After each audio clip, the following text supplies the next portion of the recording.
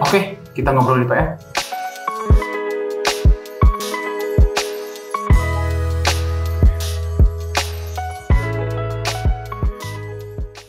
Nah, Sobat PR, tadi kita ngobrol soal mentalitas juga nih. Saya pengen tahu juga. Sempat ngobrol juga sih, bagaimana mentalitas itu penting bagi seorang pemain, khususnya ketika abang tadi cerita ya, mau ke luar negeri tapi nggak bisa bahasa Inggris, jadi itu bikin ini juga. Seberapa penting bang mentalitas itu bagi seorang pemain, khususnya kalau di sepak bola ya? Termasuk ketika bagi nanti di pertandingan di Liga Pro atau ketika nanti mereka harus ke internasional gitu. Ya, jadi sebelum kita mau menuju pemain profesional, pasti kan kita di sekolah sepak bola itu diajarin. Jadi ini kita mau menuju profesional loh. Apa sih bekal yang untuk menuju pemain profesional itu? Nah, bekalnya itu ada di sekolah sepak bola atau akademi di usia muda. Usia muda itu mulai mungkin dari 6 tahun sampai 18 atau 20 tahun. 6 tahun sampai 20 tahun juga masih ya? Ya, 20 di atas. Saya pikir menurut saya usia muda tuh sampai 18 19 tahun. Karena 20 tahun udah bisa dia bilang masuk senior. Karena ada pemain yang udah 19 tahun udah ke senior kan. Liga 1 ya. Makanya menurut saya usia yang untuk di sekolah sepak bola atau di akademi itu 6 sampai 18 tahun menurut saya. Itu yang momen-momen pentingnya di situ ya. Umur yang usia muda. Nah, jadi pembinaan usia muda dari umur segitu, saya pikir bekalnya tuh dimulai dari sekolah sepak bola atau akademi. Yang pertama, yang pasti di akademi, apalagi di akademi saya nih. Ya kan saya punya akademi nih kan. Itu.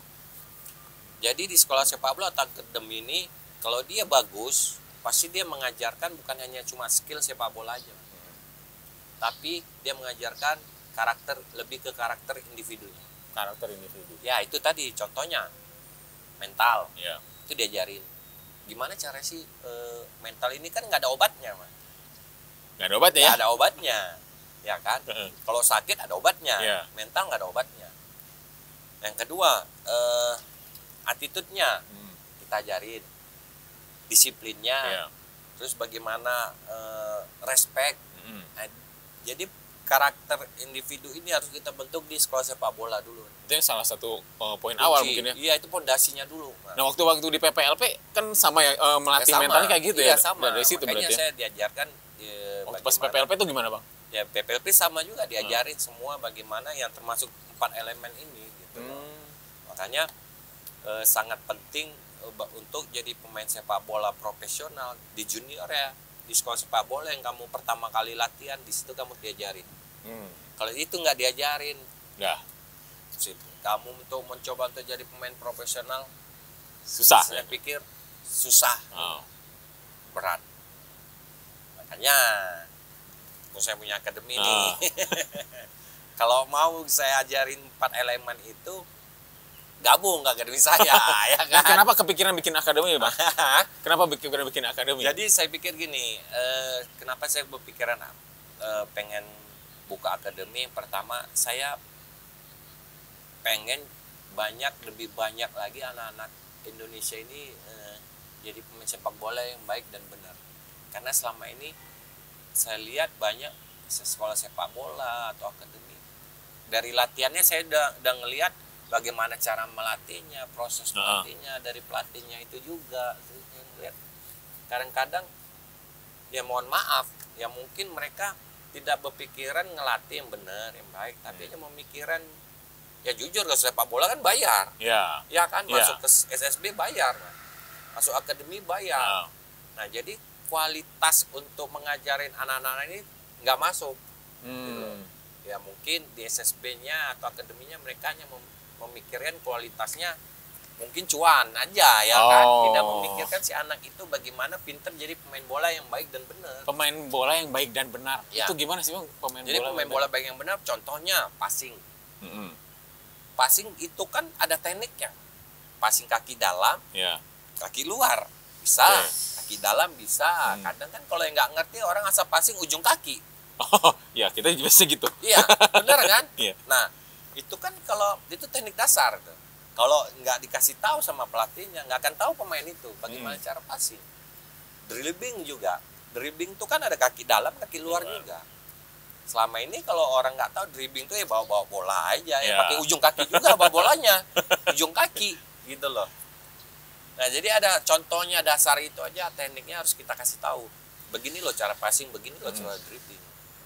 Makanya jadi yang saya bilang yang baik dan benar ya itu tadi ya. Bagaimana cara passingnya, dribblingnya terus kita ajarin, jangan kita biarin. Jangan sampai pelatih itu passing, udah passing, tapi dia ada kesalahan pemain itu nggak dibiarin aja, nggak dibenerin gitu ya, nggak di stop gitu loh. Stop, kamu passingnya salah, harusnya kaki dalam atau kaki luar, seterusnya gitu ya kan passing. Tapi ya mungkin ada pelatih disuruh passing, ya dia lihat passing aja, udah aja passing, gitu ya, passing setengah jam passing, tapi salah gitu ya, salah nggak dibenarin. Nah itu juga pengaruh juga kita, makanya pelatih juga harus berlisensi agar dia punya ilmu untuk ngajarin anak-anak ini. Jangan ya sembarang ngelatih aja. Jangan sembarang ngelatih. Makanya saya berharap sekolah sepak bola khususnya di Bandung nih, dan saya yakin banyak pelatih yang berlisensi lah. Tapi kalau yang pelatih nggak ada berlisensi, saya berharap SSB-nya cari pelatih yang udah berlisensi. Kenapa? Karena biar anak itu pintar gitu lah. Nah, Bang bikin akademi optimis Bang, maksudnya dengan ngelihat potensi anak-anak di Bandung gitu. Kenapa saya buat akademi ya, biar anak-anak di Bandung ini yang pertama kita ajarin sepak bola baik dan benar ya. Kedua, di akademi saya ngajarin lebih ke karakter individu. Kadang ada juga kan dilepas, udah habis latihan pertandingan lepas pulang, nggak kasih edukasi. Terus tapi kan di akademi saya nggak saya lepas, maksudnya begitu mereka selesai latihan pulang aja, biasa kan banyak gitu, tapi enggak, kan ajarin kamu harus salaman dulu nih sama pelatih, ya kan, itu tadi ya seperti gitu ya, itu penting ya. Ya itu penting. Yang penting itu Bang. Penting kita, kalau kita jadi manusia aja lah, kita seorang manusia nih, kalau kita berbuat baik, nggak pernah yang ini itu, pasti jalannya rezekinya ada aja kan gitu. Benar kan? Iya. Nah, jadi akhirnya di sepak bola juga saya mengajarin, kamu kalau menjadi pemain bola yang bagus, baik, benar, attitude. Contoh, ya masa ada pelatih kamu lewat aja, itu kan nggak bagus kalau buat anak kecil. Ya kan? Tidak, salam ya, tradisi kita salam cium kening kan gitu kan. Kan ada juga ada yang pelatih berdiri, pemain cuek aja gitu ya. Aja gitu loh. Dulu pas PPLP keras gitu nggak sih Bang? Maksudnya iya, diajarin disiplinnya juga, kayak gitu juga. Iya. Nah, itu kan termasuk attitude. Disiplin kan pastilah, disiplin waktu latihan. Sebelum jam, misalnya latihan jam 4 kurang, dia sudah ada di lapangan. Iya kan? Sudah di lapangan. Jadi pas jam 4 udah mulai gitu ya. Jangan jam 4 udah mulai atau telat lagi. Atau 4 kurang 5 lagi ya kan, dia belum pakaian, telat juga 1 menit kan. Terus disiplin istirahat. Nah, sekarang lebih parah nih. Kalau dulu kan gadget itu kan nggak terlalu pengaruh ya. Sekarang ini sangat pengaruh. Nah, itu gimana sih? Itu harus dikurangi. Makanya di akademi saya, di Ehma Soccer Academy, itu saya ajari bagaimana kalau disiplin istirahat itu, kalau sudah waktu jam tidur, 8 jam ya, saya bilang harus 8 jam. Terus sudah waktu tidur, dia jangan main handphone lagi. Nah, makanya di Ehma Soccer Academy, kenapa saya buat jadwal latihan malam? Jam 6 sampai jam 8 malam. Kenapa tuh? Karena nanti setelah mereka selesai latihan, mereka pulang, mandi, makan, udah capek nih, langsung tidur. Jadi nggak ada kesempatan lagi. Nggak ada kesempatan lagi untuk buka-buka handphone, atau tidur ya. Ya kan? Tapi kalau selama ini, kalau dia nggak ada latihan malam, habis maghrib udah mulai dong. Iya. Sampai jam 9, jam 10, jam 11, jam 12 udah mulai. Mabar. Mabar apa ya kan? Kata orang tuanya belajar nggak mau belajar ya kan. Nah, akhirnya saya ambil konsep di Ehma Soccer Academy ini, saya 2 kali latihan malam, 1 kali sore. Itu pun sore hari Sabtu, weekend. Kalau ini berarti tiap hari apa sih Bang? Latihannya Selasa malam jam 6 sampai jam 8, Rabu malam jam 6 sampai jam 8, Sabtu jam 4 sampai jam 6 sore. Oh, karena Sabtu mah rada libur ya. Jadi saya tidak ngambil jadwal yang mengganggu sekolah. Kalau saya ambil latihan jam 4 hari biasa, ada yang pulang jam 3, sekolah, ada yang pulang jam 4. Sebelum jam 4, misalkan dia pulang sekolah jam 4 nih, atau jam 3 lah, latihan jam 4. Kan nggak mungkin dia dari sekolah langsung ke lapangan. Iya, mana dulu lah ya. Sepatu kan masih di rumah. Iya, kecuali udah dibawa langsung. Kadang-kadang ada yang udah bolos jam 2, minta izin ke gurunya mau latihan. Nah, makanya saya kenapa penting pendidikan. Nah, itu tadi kenapa penting pendidikan, makanya, pengalaman tadi ya. Iya, makanya jadwal saya latihan, akademi saya latihan tidak mengganggu jadwal sekolah. Orang pulang sekolah misalkan jam 3, saya kan latihan jam 6, masih ada space waktu ya? 2 jam nih. Dia pulang ke rumah, dia mandi, persiapan, sholat, makan, berangkat, ya kan, mandi, langsung berangkat. Tapi kalau latihan jam 4 kan mepet waktunya. Iya benar, baru pulang jam 2. Iya, dia pulang sekolah belum tentu dia belum makan. Iya. Pasti belum makan kan. Nah, makanya konsep saya pengen berbeda. Kenapa di akademi saya latihannya 2 kali malam. 2 kali malam dan 1 sore tadi ya. 1 sore itu pun weekend. Iya, karena nggak sekolah Sabtu libur kan. Libur. Iya. Nah, makanya di pendidikan saya nomor 1. Jangan sampai sekolah latihan tuh mengganggu sekolah. Karena saya banyak masukan dari orang tua yang pernah saya tanya-tanya. Iya. Nilai mereka banyak yang jelek. Kalau latihan sore jam 4, misalkan hari biasa kayak gini ya, Selasa, latihan jam 4. Mereka itu sering bolos, sering udah acak-acakan, udah nggak karuan. Pulang lebih awal mungkin jadi. Lebih awal, jadi minta izin, jadi ke sekolahnya dia akhirnya terganggu, nilainya jelek. Jadi kan nggak enak juga ya ketika malah membuat si sekolah malah jadi. Iya, jadi akhirnya gara-gara main bola kan, korban pendidikannya nilainya jelek. Jadi orang tua tuh saya yakin nggak maulah anak nilainya jelek gitu. Main bola gitu. Tapi pendidikan jangan sampai jelek nilainya gitu. Nah, itu tadi pendidikan karakter dan nilai pendidikan akademis juga penting karena mungkin ketika nanti mereka masuk ke dunia profesional secara mental juga kuat ya. Sudah siap. Jadi di CSB Academy itu sudah kita latih 4 elemen tadi. Saya yakin dia nanti udah masuk liga profesional pasti dia sudah terbiasa. Nah, iya itu penting juga. Karena kan mungkin sekarang kan ada beberapa, bisa aja ya, pemain-pemain muda sekarang juga kadang secara mental masih belum kuat, jadi suka rada secara kualitas juga jadi mengganggu ya. Karena dia belum pasti sekolah bolanya atau akademinya nggak diajari mental. Mental tuh sulit. Mental itu nggak ada obatnya ya? Nggak ada obatnya. Tapi bisa kita mental tuh bisa kita ajarin, kita bikin. Caranya gimana? Masuk aja MH Soccer Academy ya kan. Nah, contohnya salah satunya kalau di MH tuh mendidik mental seorang pemain, apalagi anak-anak kecil kan biasanya masih suka labil ya, masih pengen main, ternyata dikasih disiplin dikit mereka berontak gitu. Nah, untuk melatih mental mereka itu seperti apa? Dan minimal itu di umur berapa sih Bang? Gini. Bisa masuk tuh? Ini ilmu lah, nggak apa-apa ya kan, kita kasih lah. Jadi untuk belajar suatu mental itu seorang pemain bola itu di usia muda caranya cuma satu. Bagaimana si pemain ini selain berlatih ya, lebih banyak dia pertandingan. Oh, lebih banyak pertandingan. Uji coba, turnamen, pokoknya lebih banyak bertanding. Supaya apa? Supaya mental yang didapat. Tapi kalau sedikit turnamen, sedikit uji coba, ini mentalnya masih di bawah lagi dia, belum kuat.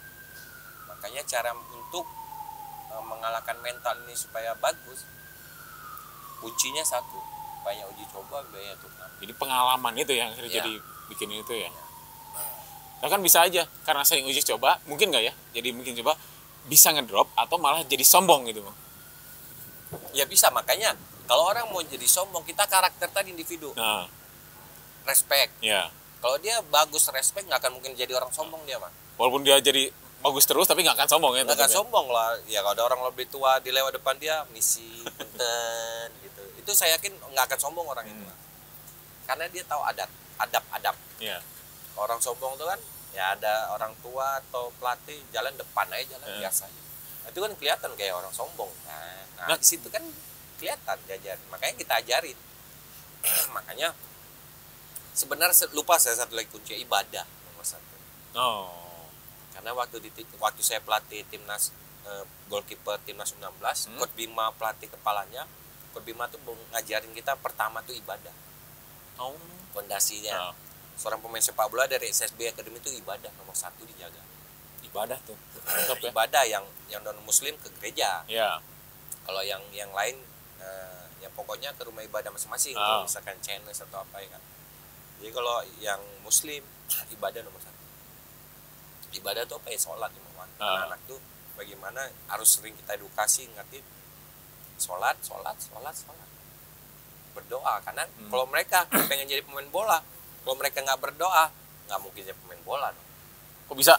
Lah iyalah, di mana-mana orang pengen menjadi pemain bola kan berdoa dulu bang, pengen jadi pemain timnas ya Allah. Masih kan gitu iya, kan? iya. Tujuannya itu ke sana ya. Pengen menang ya Allah supaya pertandingan ini kan pemain liga juga berdoanya pasti gitu. Pertandingan hari ini semoga diberi kemenangan kan setiap Selalu. kita sebelum di ruang ganti sebelum pertandingan kalau Liga 1 itu kan ruang ganti itu kan sebelum masuk lapangan kita berdoa dulu bareng-bareng ya. Ya iya, pasti kan mereka mintanya doanya kan pertandingan hari ini diberi keselamatan, kelancaran dan kemenangan. Gitu doanya, Bang. Kelancaran, kemenangan dan keselamatan. Kan keselamatan ya dia tidak ada cedera. Iya. Kan berdoa. Betul. Itu makanya ibadah. Kuncinya pertama itu ya. Yes. Jadi ibadah dulu nomor 1. Saya lupa tadi. Ibadah, disiplin, ya respect, attitude. Bang pernah benchmark, maksudnya studi banding ke akademi tidak di Indonesia, kan mungkin pernah ngelihat akademi di luar seperti apa gitu, apa yang bisa diambil dari mereka? Kalau di luar negeri saya belum pernah lihat langsung, jujur nggak pernah. Tapi saya sekarang udah canggih ada YouTube. Iya. Saya lihat akademi Barcelona, Madrid itu ya pemainnya aja, yang anak sekolah latihan di tempat latihan steril. Maksudnya steril apa? Beda sama Indonesia. Indonesia kita sekolah bola nih ada yang latihan, nah, orang tuanya udah di pinggir-pinggir tuh. Udah gitu orang tuanya udah pelatih. Ayo deh, tendang deh, ayo deh, dribbling deh. Ngikut gitu ya maksudnya. Interupsi. Ada pelatihnya. Intervensi gitu. Ada pelatihnya loh di situ. Kalau di luar negeri nggak ada. Mereka nganterin, udah drop, ke stadion, udah mereka keluar. Nggak boleh, selama 2 jam nggak boleh masuk. Jadi dibiarkan anak itu mandiri di situ diajarin. Kalau di Indonesia kan nggak bisa, sulit. masih harus ditungguin ya gitu. Lah iya kan, ini lapangan. Di sampingnya itu pasti ada orang tuanya tuh udah nongkrong, ada yang di ujung sana, di ujung. Jadi anak ini mau dilatihan dimanapun ada suara orang tuanya bang. Mengganggu. Iya terus kagok juga mungkin ke pelatih ya, karena pelatih kan biasanya mau melatih disiplin agak teriak-teriak. Khawatirnya kan, orang tuanya kan kalau sudah di lapangan urusan pelatih kan. Iya. Pelatih itu kan memberi instruksi lari, passing, dribbling, ya wajar kan namanya pelatih. Nah, ini namun ada orang tua mah tendang deh, syuting deh, pada bolanya masih di tengah, udah disuruh syuting, coba. Mengganggu juga itu ya. Udah bawa sendiri aja bolanya deh. Kan, jadi itu emang faktor berpengaruh, sangat berpengaruh. Makanya saya berharap buat orang tua, ini pesannya aja. Nah, Saya pesan nih buat para orang tua yang khususnya di Jawa Barat lah, di Bandung ya kan. Kalau anaknya ada yang latihan di sekolah sepak bola atau akademi, lebih bagus kalau mau nonton ya. Saya nggak nonton juga di luar gitu. Kalau pengen nonton ya nonton aja. Tapi jangan dekat-dekat lapangan. Kalau ada tribun lebih bagus nonton di tribun. Terus yang penting jangan terlampau dekat garis lapang, rumput ini gitu loh. Jadi supaya apa? Supaya tidak mengganggu konsentrasi anaknya. Itu pengaruh loh. Kadang ada anak kecil, saking orang tuanya manja, saking anaknya manja, orang anaknya jadi ngeliat orang tuanya, kok mamaku nggak ada kok papaku nggak ada di pinggir lapangan. Jadi kan terbiasa. Itu mentalnya jadi ini juga ya. Jadi mentalnya juga terganggu kan. Tapi kalau anaknya dilepas, dibiarkan sama pelatihnya biar bertanggung jawab. Orang tuanya nonton di tribun agak jauh, anaknya sudah terbiasa.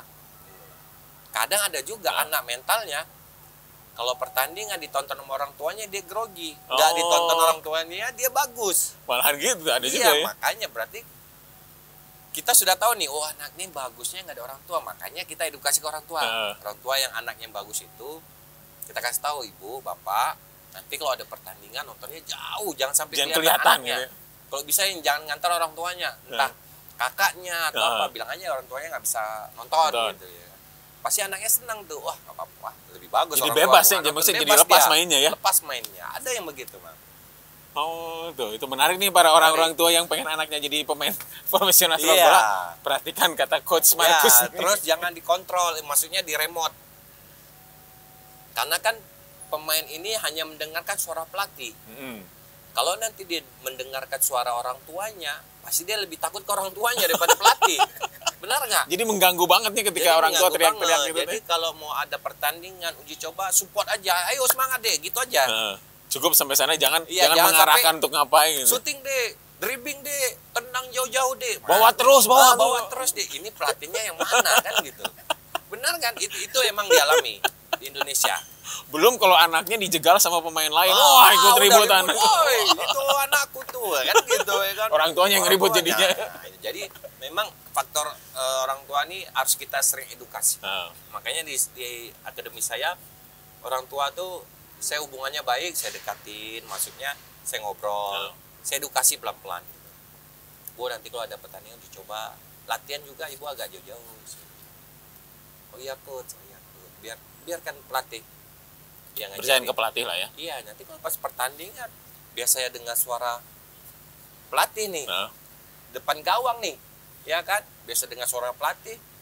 Begitu ada orang tua, pada bolanya tinggal syuting nih, umpan deh, ya diumpan jadi ragu, nggak jadi cetak gol gitu loh. Padahal dia udah pede mau ngegolin ya. Udah pede nih menggolin, ya kan, makanya biar jangan di remote gitu loh, biarin aja. Itu bapak-bapak, ibu-ibu. Ada, bener. Boleh nanya sok. Boleh. Ini coach apa ya, istilah pemain titipan. Mungkin bisa juga kan anak-anak banyak juga ya maksudnya. Iya dong. Ini ya mainin anak saya. Itu masih ada nggak sih di kita? Nah, makanya di sekolah sepak bola itu kita ajarin. Sekolah sepak bola banyak, makanya pertama saya bilang ke pelatih ya. Pelatih harus netral. Tidak ada boleh, walaupun ada dekat orang tuanya, tidak boleh anaknya. Harus benar-benar melihat anaknya kualitas. Kalau anaknya bagus, ya kamu mainkan. Kalau anaknya kualitasnya nggak bagus, ya jangan kamu mainkan.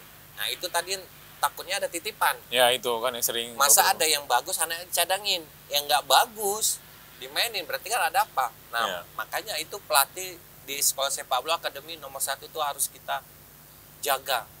Jangan sampai ada pemain titipan. Dimulai dari sekolah sepak bola dulu lah. Kalau udah pemain profesional, saya kurang paham juga pemain titipan ya. Ya kan, kalau ada titipan, kalau udah pemain liga profesional, baik Liga 4, Liga 3, Liga 2, Liga 1, kalau kualitas pemain itu nggak bagus, dimainkan berarti ada apa? Pelatihnya. Itu pelatihnya harus diganti. Jujur saya bilang, berarti ada kesalahan pelatihnya. Kenapa yang kualitasnya nggak bagus dimainkan daripada kualitas bagus nggak dimainkan? Berarti kan ada apa pelatihnya ini.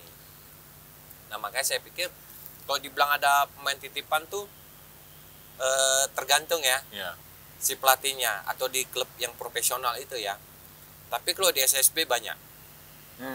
Kenapa saya bilang banyak? Ya itu tadi, tergantung SDM pelatihnya. Makanya saya bilang pelatih itu harus benar-benar pilihnya, satu berlisensi, yang kedua dia juga harus netral, tidak boleh walaupun dekat sama orang tua yang sering ngobrol, dia tidak boleh. Kalau kualitas anaknya bagus, ya silahkan main jadi pemain inti. Karena ini menjadi kunci penting juga tadi mentalnya ketika anaknya akhirnya karena dititipin, jadi dia selalu main di turnamen kan, si anaknya merasa nggak usah kita effortnya nggak usah terlalu tinggi, bisa main kan gitu. Jadi gitu ya. Saya juga dengar banyak orang tua, Coach, itu waktu saya dulu di SMP itu, Coach, anak saya bagus, tapi kok anak saya nggak dipakai nih ya katanya. Loh kok bisa, Bu? Saya nggak tahu, Coach. Padahal latihan sama. Kata pelatihnya, kualitas anak saya bagus, tekniknya bagus. Tapi pertandingan kok tiba-tiba anak saya nggak dimainkan ya. Nah, itu ya. Makanya saya kecewa. Sekolah sepak bola saya yang dulu, katanya kan. Makanya saya keluar aja cari yang lebih bagus pemilihannya, gitu. Nah, itu kan berpengaruh ya ke si mental si anak. Mereka dia udah merasa bagus tapi nggak kepilih kan jadi mental anak yang berpengaruh. Kasihan yang punya kualitas bagus nggak dimainkan, mental anak itu yang drop. Makanya saya menjaga di MA Soccer Academy ini harus setiap hari mengontrol di latihan, man. Jangan kita lepas pelatih ini. Oh, jadi tetap harus ngeliatin ya. Walaupun saya yang punya, tapi tetap saya kontrol. ada yang punya sekolah sepak bola tapi dia nggak pernah ke lapangan. Nah Itu yang anehnya. Jadi kan dia kelihatan juga ya.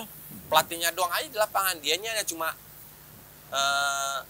terima kontrol aja dari jauh gitu ya, terima bayaran, terima SPP setiap bulan aja, tapi dia nggak pernah ke lapangan. Nah makanya kalau punya sekolah sepak bola itu lihat backgroundnya dulu, ini yang punya siapa, apakah yang punya itu ngerti sepak bola.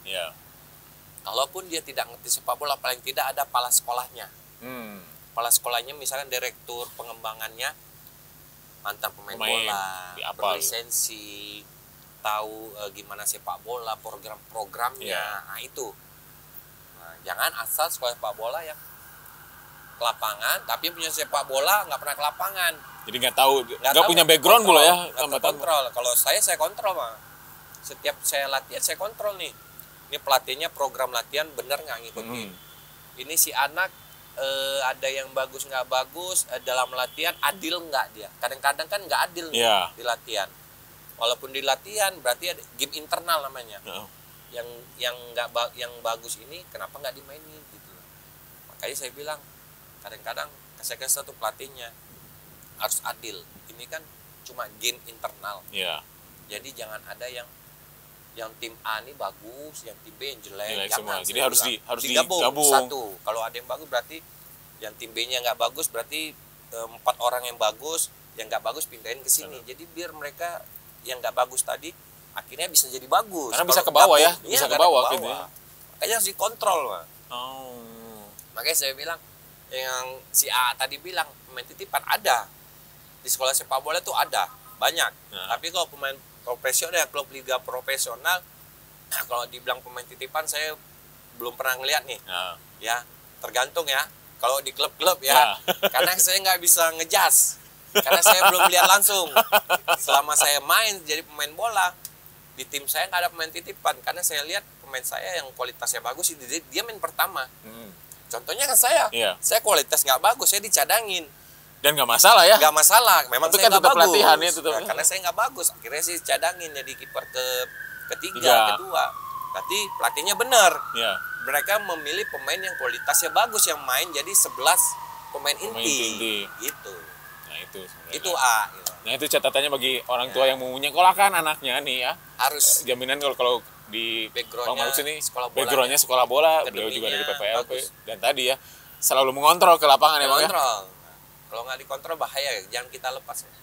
Nah nih mungkin pesan terakhir bagi orang tua dan anak yang pengen anaknya berkarir di sepak bola, tantangannya apa sih Bang? Dan bagusnya seperti apa kalau mau mulai karir sepak bola? Ya, kalau tantangan berkarir sepak bola yang pasti ya, tetap bagaimana anak-anak ini di sekolah sepak bola atau di akademinya benar-benar dapat program yang bagus ya. Artinya program yang bagus tuh ya bagaimana kurikulumnya gitu ya. Kurikulumnya bagaimana teknik passingnya, dribblingnya itu juga harus nomor 1 harus diperhatikan. Makanya buat pada orang tua yang anak pengen jadi pemain sepak bola mulai dari kecil. Yang pertama tadi itu, terus dilihat juga SSB, banyak nih SSB yang bagus-bagus. Banyak, saya pikir banyak di Bandung. Kualitas yang banyak yang bagus-bagus, pelatih yang bagus-bagus. Mudah-mudahan dari yang dia masukin ke SSB atau akademi yang kualitas bagus nih, anak ini bisa jadi bagus jadi profesional. Itu ya. Orang tua kalau mau coba-coba mau nanti ngobrol-ngobrol dengan Bang Markus langsung aja di Stadion Siliwangi ya Bang ya. Stadion Siliwangi mungkin bisa dilihat, cek di Instagram. Apa tuh Instagramnya Bang? Instagramnya @mhsocceracademy. MH Soccer Academy. Soccer Academy. Nah itu. Academy, di situ kita ada update semua berita-beritanya. Kalau pengen mau coba masuk di Akademi MH Soccer Academy ya silakan datang Stadion Siliwangi. Kenapa saya pilih Stadion Siliwangi? Kenapa? Karena itu stadion legend. Legend dari Persib. Nah, saya pilih Stadion Siliwangi, stadion legend 1. Kemudian kualitas di rumput di sana sudah sintetis ya. Rumput sintetis. Rumput sintetis. Terus saya ambil latihannya di 2 kali malam, 1 kali sore. Makanya kalau mau nyari update, nyari info bisa mampir lihat-lihat di @mhsocceracademy di Instagram. Tuh jangan lupa ya, MH Soccer Academy Instagram. Nah, nanti kapan-kapan kalau mau lihat ke sana. Ketemu saya tiap hari nanti di. Itu bisa dari umur berapa sih, Bang? Dari 6 tahun sampai 18 tahun. 6 tahun sampai 18 tahun? Ya. Perempuan, laki-laki? Perempuan laki-laki boleh. Oh. Hah? U30, U30. U30 fun game aja. Misi jantung. Khusus buat fun game. Tapi Abang sekarang masih aktif main bola nggak? Kadang-kadang diajak fun game. Oh. Tapi tetap kiper ya, nggak nyoba yang lain itu ya? Nggak, fun game saya justru malah nggak kiper. Oh gitu? Iya, jadi striker. Striker malahan? Yes.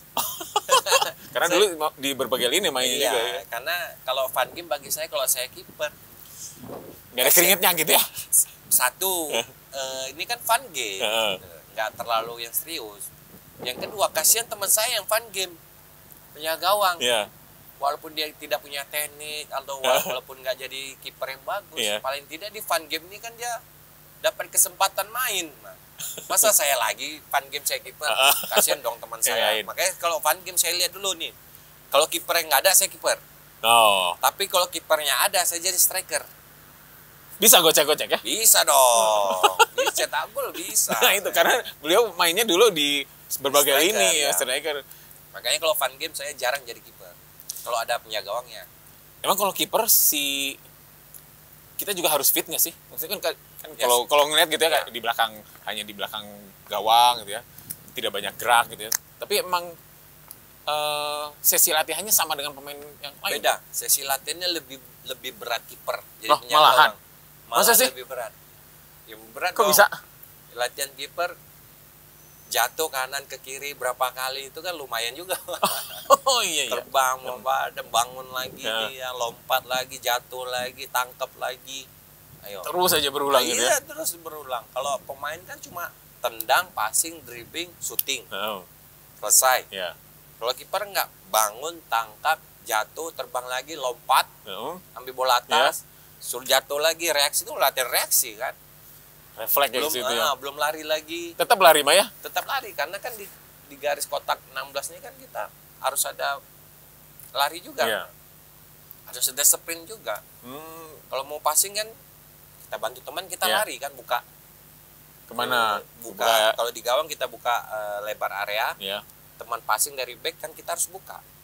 Tapi kan ada agak lari sprint Kesalahan. sedikit. Teman kita kesulitan, dia di pressing lawan, kita harus muncul lari kan, Iya. supaya teman kita ngelihat dia passing ke kita. Seandainya Seandainya dia 2 orang di press nih, Iya. kita kan nggak mungkin Bantu di juga gawang. ya, bantu juga ya. Akhirnya saya Iya. sprint dulu ke sini, muncul, Iya. agar teman saya ngelihat, saya bantu. Dia passing ke saya pindahin lagi. Oh makanya abang kalau main sering kesana Iya, kemari gitu makanya ya. penjaga gawang tuh ada sprintnya, Mas. Nah jangan sembarangan, ternyata jadi kiper Makanya juga lebih cukup berat berat juga. latihannya. Makanya susahnya penjaga gawang yang bagus, yang baik itu di sekolah sepak bola itu, karena malas jadi orang dia pemain kiper. Oh. Nah nanti silakan teman-teman mau Tapi lihat kalau jadi kiper gitu. Ya, tapi di akademi saya udah lumayan, ada hampir 10 orang di penjaga gawang. Nah, itu saya latih sendiri tuh. Oh udah masternya. Itu luar biasa kalau dia masuk ke akademi. Nah itu salah satu spesialisasinya Kalau mungkin Ada kipernya penjaga ya. gawang ya. Nah. Kalau anak ada penjaga gawang, nah, silakan masuk ke akademi, saya latih langsung. Nah maka Daripada Bapak, Ibu, privat mahal, privat kan langsung. mahal. Kalau ketemu misalnya 100.000 kan mahal. oh ini udah. Kalau menarik di ya. tempat masuk ke akademi, saya cuma bayar SPP aja, Bang. SPP yang kalau yang senior elit itu dia kalau U10 10 tahun ke bawah sampai 6 tahun itu saya cuma SPP-nya 375. 375. Dapat gratis jersey, dapat lapangan stadion besar pakai lampu. Coba, ya kan lumayan ya, murah ya. Terus yang elitnya di atas 10 tahun, yang 11 tahun ke atas cuma 425 sebulan. Ada 100 ya. Iya. Nah, kalau pengen jadi si Emma Soccer Academy saya semua kalangan, Mas. Jadi saya dapat free pendaftaran, tidak ada uang SPP, tidak ada uang pendaftaran atau uang pangkal, hanya cuma bayar SPP doang. Dapat jersey lagi gratis satu. Tuh, lumayan. Latihan. Nanti langsung datang Jersey tuh. latihan. Stadion Siliwangi, Siliwangi. Selasa, Rabu jam 6 jam 8 atau Sabtu jam 4 sampai jam 6 ya Pak ya. Kita tunggu di sana, teman-teman. Kalau mau trial 2 kali, saya kasih kesempatan. Gratis. Ya. Trial. Terima kasih Bang Markus. Sama-sama. Nanti kita main-main juga ke sana, kita lihat ya. Kita ke lapangan nanti. Sobat PR. Kita lihat adik-adik. Sekian ngobrol di PR sekarang sama Bang Markus. Nanti kita coba main-main lihat ke Stadion Siliwangi. Assalamualaikum warahmatullahi wabarakatuh. Waalaikumsalam. Oke, kita ngobrol di PR.